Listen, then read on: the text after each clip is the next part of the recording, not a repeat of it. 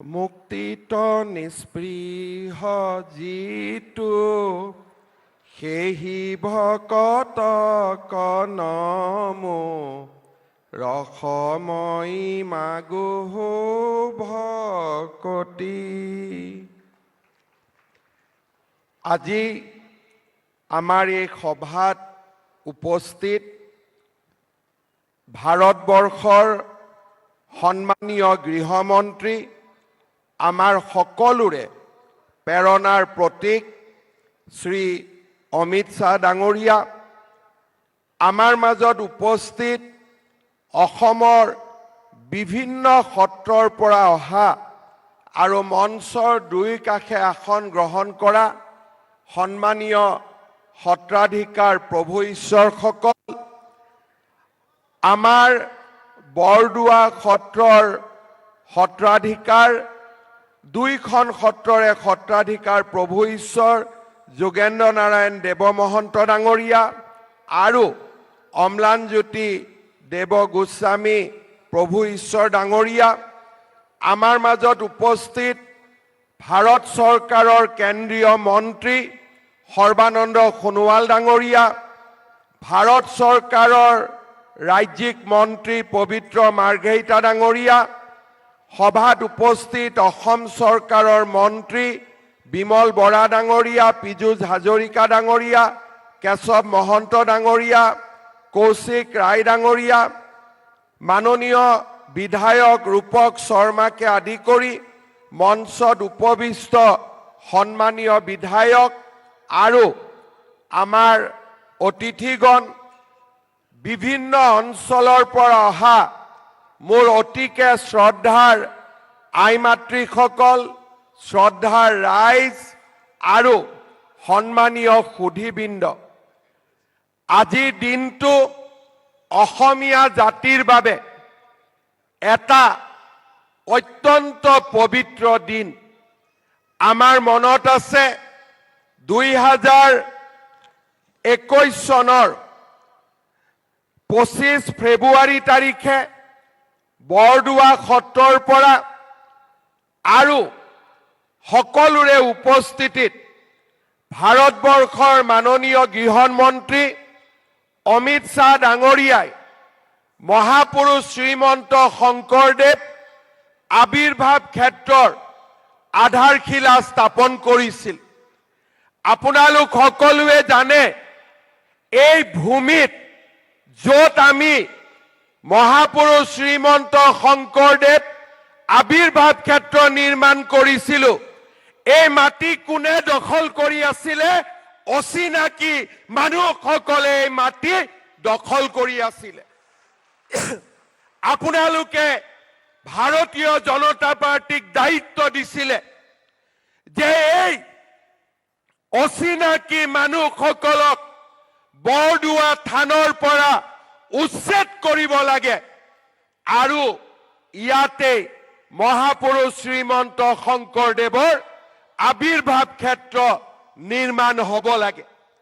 আজি আমি আপোনালোকক জনাবলৈ পাই আনন্দিত যে অকল অসমৰ ভিতৰতে নহয়, দেশৰ ভিতৰতে এখন অত্যন্ত আধ্যাত্মিক দৃষ্টিভংগীৰে নিৰ্মাণ কৰা আজি মহাপুৰুষ শ্ৰীমন্ত শংকৰদেৱ আবিৰ্ভাৱ ক্ষেত্ৰ কেন্দ্ৰীয় গৃহমন্ত্ৰী ডাঙৰীয়াৰ কমলৰে উদ্বোধন কৰা হ'ল।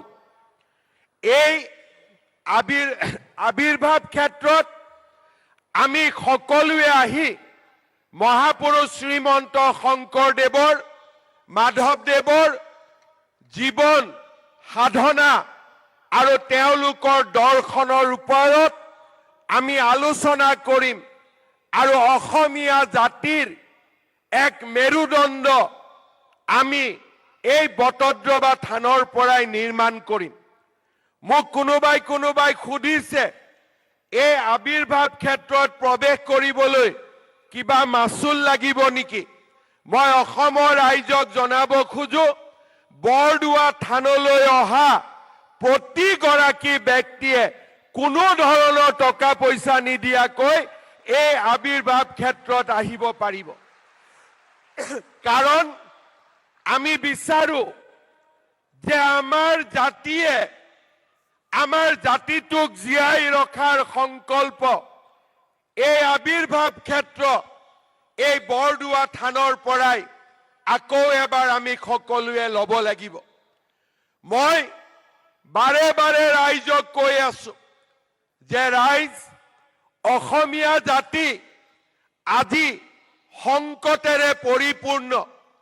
চাৰিওফালে আমি এচাম মানুহৰ দ্বাৰা পৰিবেষ্টিত হৈ আছো, যিসকলে শংকৰ আৰু মাধৱৰ জীৱন দৰ্শন বুজি নাপায়। কেইদিনমান আগতে মই ভাৰতীয় জনতা পাৰ্টিৰ কাৰ্যনিৰ্বাহক সভাত কৈছিলো যে আমি সাৱধান হ'ব লাগিব। আমি সকলোৱে বুজি পাব লাগিব যে আমাৰ গুৰু শংকৰ আৰু মাধৱ আছিল, শংকৰ আৰু আজান ফকীৰ নাছিল।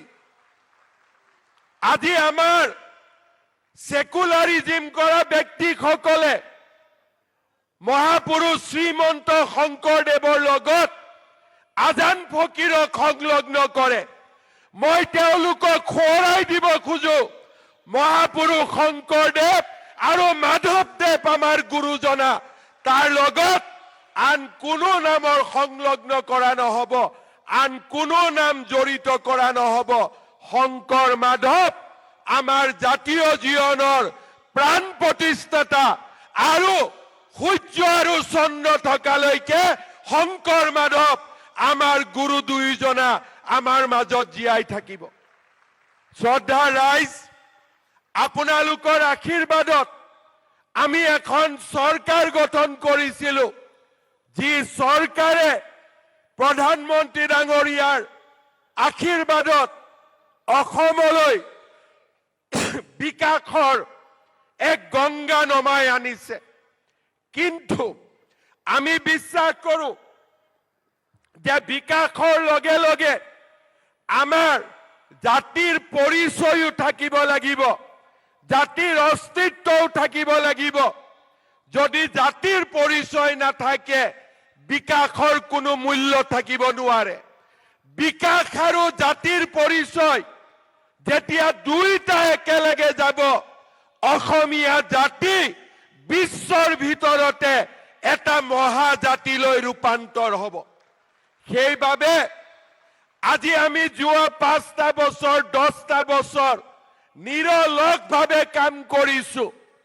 আপোনালোকে জানি ভাল পাব, অসমৰ সত্ৰ, অসমৰ বনজ, অসমৰ ভিজিআৰ পিজিআৰ, এই গোটেইবিলাকত আজি আমি সেই অচিনাকি মানুহসকলক উচ্ছেদ কৰি 1,45,000 বিঘা মাটি আজি আমি জাতিটোৰ বাবে মুকলি কৰিছো। সকলক আমি শান্তিত অসমভূমিত থাকিবলৈ নিদিও, এই সংকল্প আজি বৰদোৱা থানৰ পৰাই মই ল'ব বিচাৰিছো। শ্ৰদ্ধা ৰাইজ, আমি জাতিক নিৰ্মাণ কৰিব লাগিব।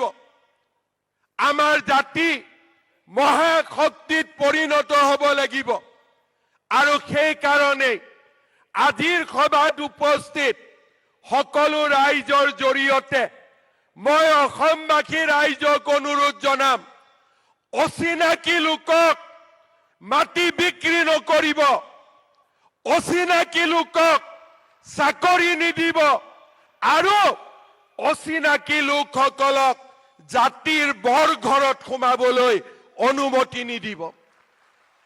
যেতিয়া আমি জাতীয় সংকল্প লম, অচিনাকি মানুহক মাটি বিক্ৰী নকৰো, অচিনাকি লোকক চাকৰি নিদিও, আৰু অচিনাকি লোকক জাতিৰ বৰঘৰত সোমাবলৈ নিদিও, আপোনালোকে নিজেই দেখা পাব যে এটা দশকৰ ভিতৰতে আমাৰ জাতি মহাশক্তিলৈ ৰূপান্তৰ হ'ব, আমাক কোনেও ধৰি ৰাখিব নোৱাৰে। শ্ৰদ্ধা ৰাইজ, মহাপুৰুষ শ্ৰীমন্ত শংকৰদেৱ আবিৰ্ভাৱ ক্ষেত্ৰ ই অকল আধ্যাত্মিকতাৰ প্ৰতীক নহয়, ই অসমীয়া জাতিৰ স্বাভিমানৰ প্ৰতীক। ই অসমীয়া জাতিক সাহস দিব, শক্তি দিব আৰু জাতিটোক জীয়াই ৰখাৰ বাবে প্ৰেৰণা দিব। আজিৰ এই সভাতে মই সকলো অচিনাকি লোকক আহ্বান জনাম যে যিমান পাৰে সোনকালে আপোনালোকে সত্ৰৰ পৰা আঁতৰি যাওক, আমাৰ ফৰেষ্টৰ পৰা আঁতৰি যাওক। চৰকাৰে কাকো ৰেহাই নিদিয়ে, এই কথা আপোনালোকে মনত ৰাখিব। এতিয়া জাতি জাগিছে, জাতি জাগিব আৰু এই জাতিয়ে শংকৰ মাধৱৰ প্ৰেৰণাৰে এই জাতিক মহাশক্তিলৈ ৰূপান্তৰ কৰিব। শ্ৰদ্ধা ৰাইজ, আজিৰ এই অনুষ্ঠানত আমি সকলোৱে আমাৰ গৃহমন্ত্ৰী ডাঙৰীয়াৰ অমিত শ্বাহ ডাঙৰীয়াৰ বক্তব্য শুনিবলৈ পাম। মোৰ বাবে এটা আনন্দৰ দিন। এই প্ৰকল্পৰ আধাৰশিলা কোনে স্থাপন কৰিছিল? গৃহমন্ত্ৰী অমিত শ্বাহ ডাঙৰীয়াই স্থাপন কৰিছিল। আৰু আজি এই প্ৰকল্পৰ কোনে শুভ উদ্বোধন কৰিছে? গৃহমন্ত্ৰী অমিত শ্বাহ ডাঙৰীয়াই এই প্ৰকল্পৰ শুভ উদ্বোধন কৰিছে। ই আমাৰ বাবে এটা অত্যন্ত প্ৰাপ্তিৰ দিন। আজিৰ এই দিনটোত সোণোৱাল ডাঙৰীয়া আৰু আমি এক বিশাল আনন্দ অনুভৱ কৰিছো যে আমি জাতিটোক তেওঁলোকে বিচৰা ধৰণে আমি আমাৰ দায়িত্ব পালনেৰে এই আবিৰ্ভাৱ ক্ষেত্ৰ আজি আমি সম্পূৰ্ণ কৰিব পাৰিছো।